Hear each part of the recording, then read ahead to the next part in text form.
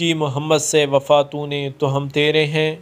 کی محمد سے وفا تو نے تو ہم تیرے ہیں، یہ جہاں چیز ہے کیا لوح و قلم تیرے ہیں۔ 22 جون 1966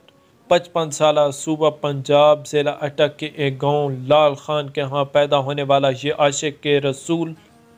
وہ ایک رکعت میں پورا قرآن سنا دینے والا،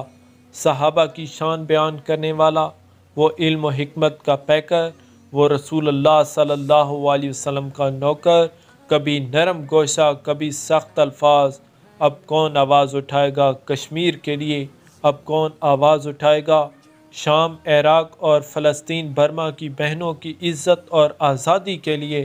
انڈیا سے لے کر امریکہ اور پورے یورپ کو للکارنے والا،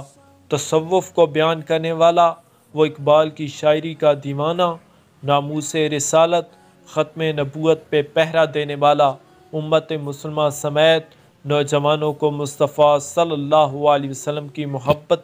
وفا میں ڈھالنے والا، حق و باطل کے درمیان فرق پیدا کرنے والا، وقتاً فوقتاً سیاستدانوں سے لے کر سیکورٹی فورسز سمیت میڈیا ججز کو خبردار کرنے والا، میں اور کیا لکھوں، وہ شخص حافظ علامہ خادم حسین رضوی آج اس دنیا فانی سے رخصت ہو گیا۔ نہ کوئی سیاسی پوائنٹ سکورنگ، جب بھی کچھ کیا نامدار آقا صلی اللہ علیہ وسلم کے دفاع کے لیے کیا، اور کتنا خوش نصیب شخص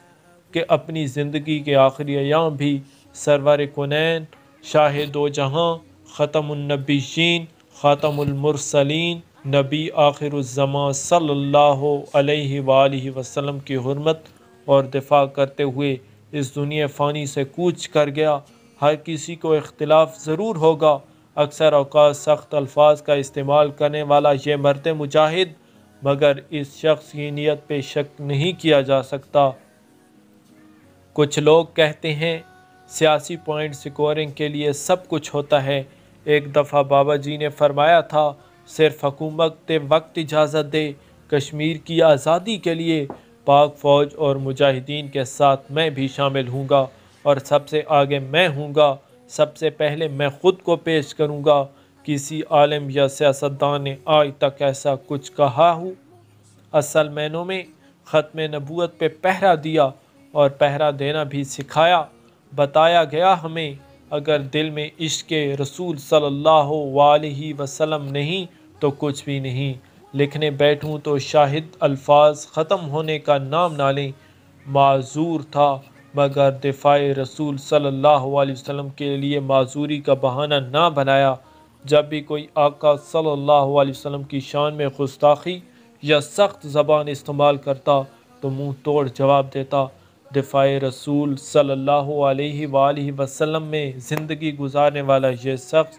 ہم میں نہیں رہا اب۔ اللہ پاک اپنے پیارے حبیب صلی اللہ علیہ وسلم کے صدقے مرحوم کی مغفرت فرمائے اور ان کی قبر مبارک کو جنت کے باغوں میں سے ایک باغ بنائے، آمین یا رب العالمین۔ مجھ پہ تحقیق کرے گی میرے بعد یہ دنیا، مجھ پہ تحقیق کرے گی میرے بعد یہ دنیا، مجھ کو سمجھیں گے میرے بعد زمانے والے، اب رہیں چین سے بے درد زمانے والے، سو گئے خواب سے لوگوں کو جگانے والے، دیکھنے کو تو ہزاروں ہیں مگر کتنے ہیں ظلم کے آگے کبھی سر نہ جھکانے والے۔